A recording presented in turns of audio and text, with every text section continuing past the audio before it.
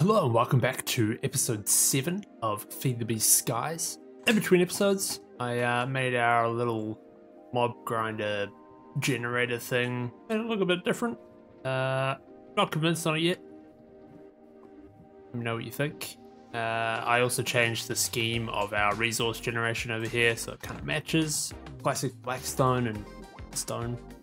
I just refilled the soul catalysts here, so keeping those filled up, and we're getting a bit of battery power in here, and a few drops. Not a huge amount, but a few. As you would have noticed, it's quite loud there, so I've just about finished making some soundproofing blocks. So I'll jump up here and see if I can put these soundproofing blocks in. Getting there. A little bit quieter now.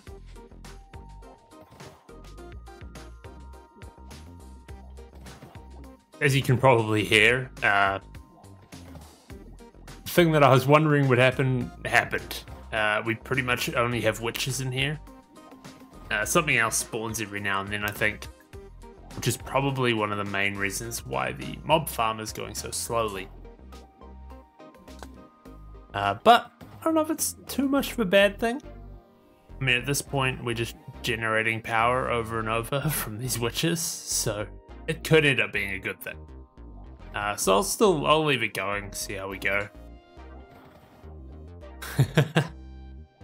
The other thing you might have noticed is that we have a jetpack. We picked this up on one of our trips to one of the villages, I think.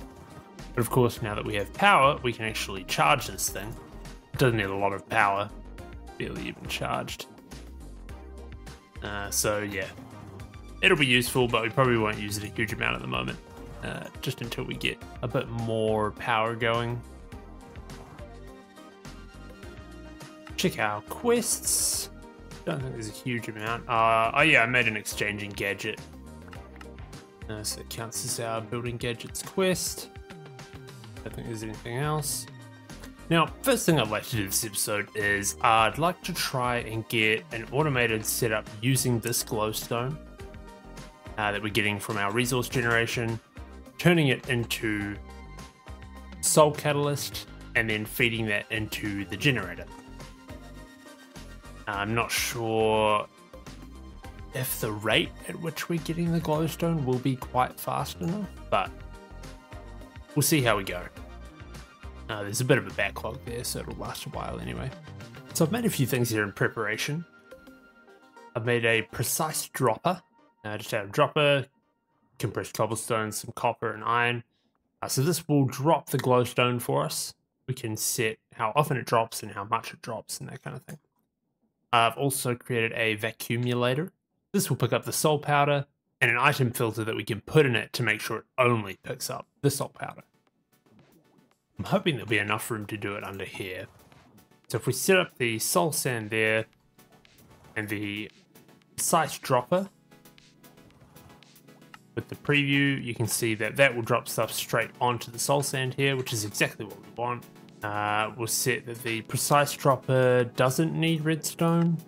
We'll drop one item, and then the delay. If we look at the recipe for the soul powder, it looks like it takes 0.1 seconds. So I'll set that to 20 for now. See how that goes. If I put an item pipe in here to see if it works. Oh, we need power, don't we? That's a bit annoying. Good thing we have some power here that we can plug into it.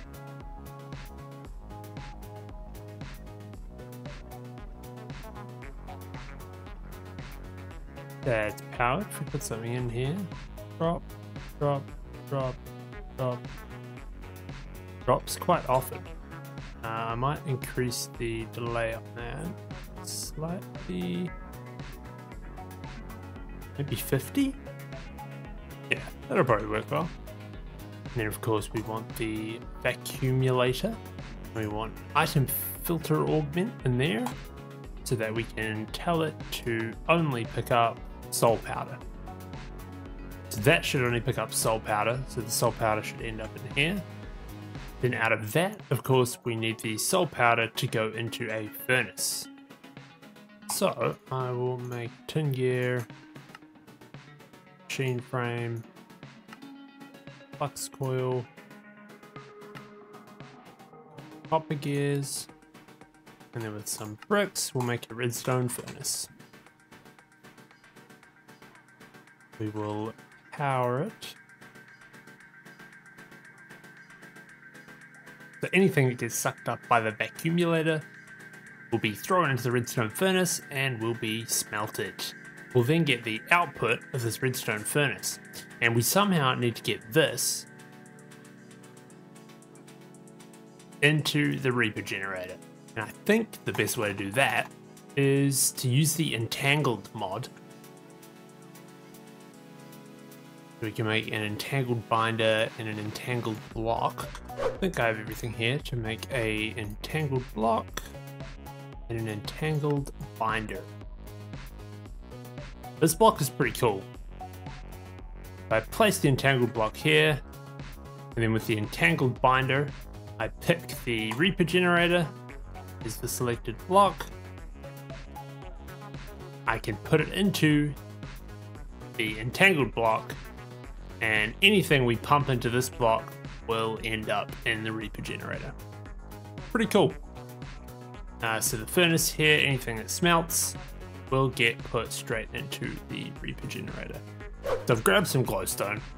If I light the soul sand on fire and I put some glowstone in here, we should see it drop. There we go. And then it should have been picked up by the vacuumulator. See it smelting here. And as soon as it gets to be a soul catalyst, it pops out and we can hear that working. Look at that. It's getting a soul catalyst. I'm not sure if it's fast enough to keep up with the rate at which the Reaper generator, reaps. Yeah, we can see that it's not quite keeping up. So there's a couple things I'll do.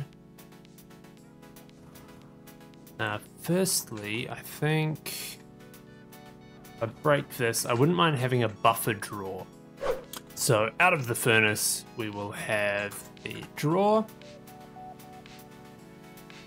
which of course will hold these soul catalysts, and then that go into the entangled block. I'll put some upgrades in here too, just so that we can be confident that it won't fill up, because I really don't want to waste any of these soul catalysts.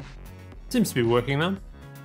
The other things we need to do are to just supply this precise dropper with glowstone and maybe speed up this redstone furnace just a little bit if we can, just so that we're getting a backlog and we're using it as soon as we can. So I'll make some invar with these fire charges. I'll make a gold gear, and we can make the hardened integral components. So this will upgrade the redstone furnace. And then I was thinking that we can set up these ender chests. Maybe put a bit of yellow dye on them, just to differentiate them from any other ender chests we set up. And for now, thinking we can just set one up here. Pipe straight into it. We'll give it a advanced pipe upgrade so we can add the filter. Only pull out glowstone. And then plug that into the ender chest. So that should load it up with glowstone. Now if we head up to here, and then our ender chest, of course, we can pipe straight out of and into dropper.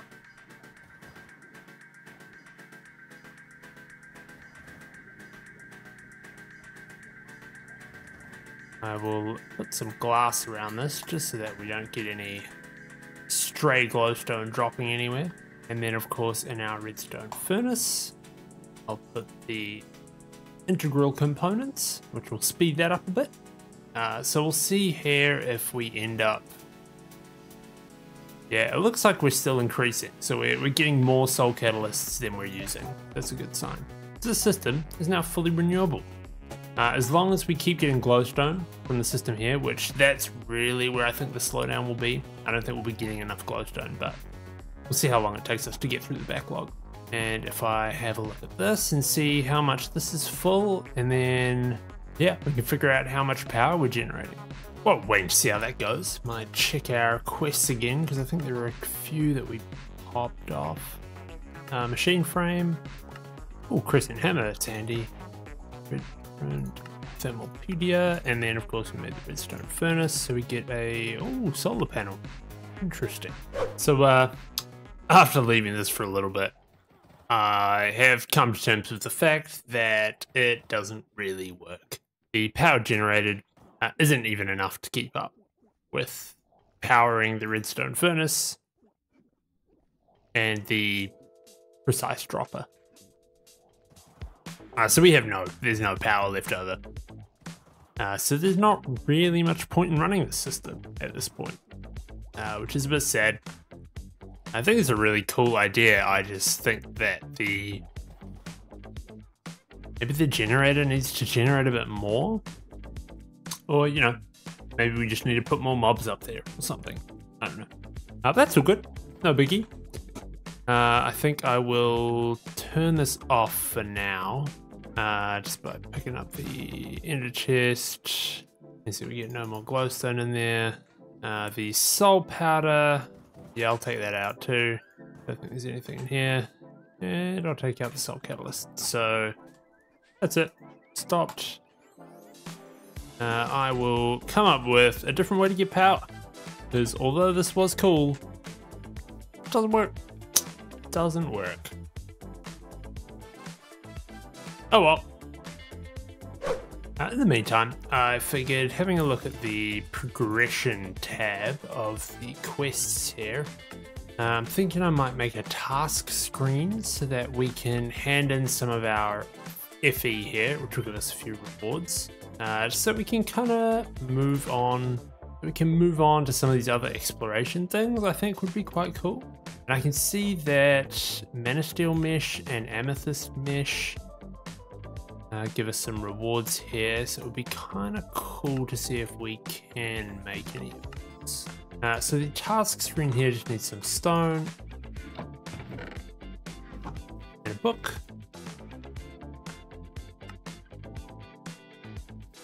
That quest. And then if we hit up here and I have a look at this, I can set the task to be 10k FE. I think that's the thing that we need to. And we just pump in 10k FE. That's pretty good. So looking at our quest, we can turn this one in, gives us another task screen. We can turn this one in, which gives us another battery and some flux ducts.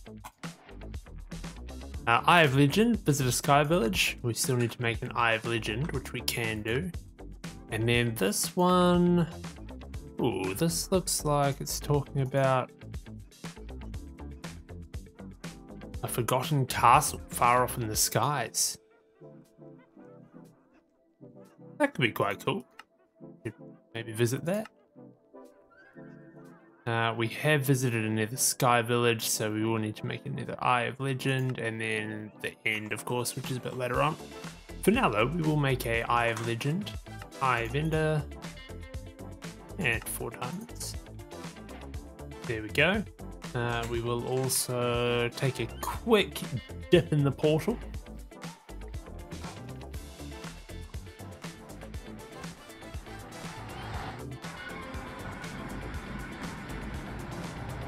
So that it automatically turns into another Eye of Legend, and I'll go back.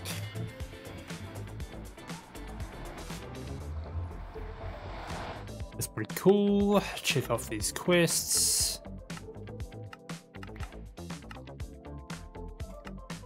And I might even make an Eye of Sky Legend, since we have a bunch of ender pearls from that farm.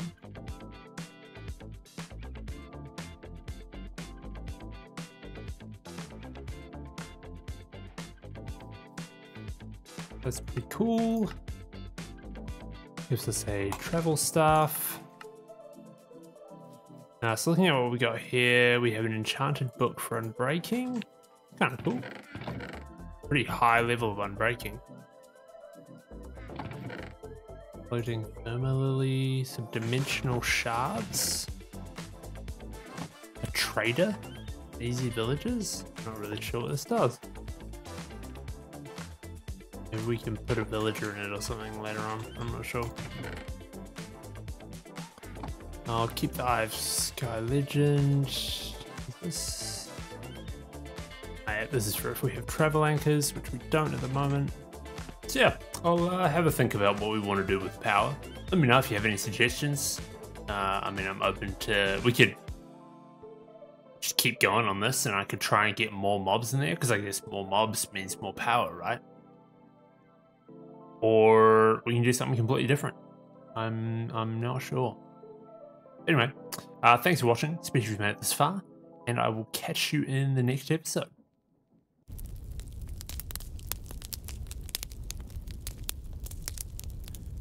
While you're down in the comments letting me know what you reckon we should do for power, you might as well hit that subscribe button. Yeah? Maybe like the video too, you know? I mean, you're there already, you might as well.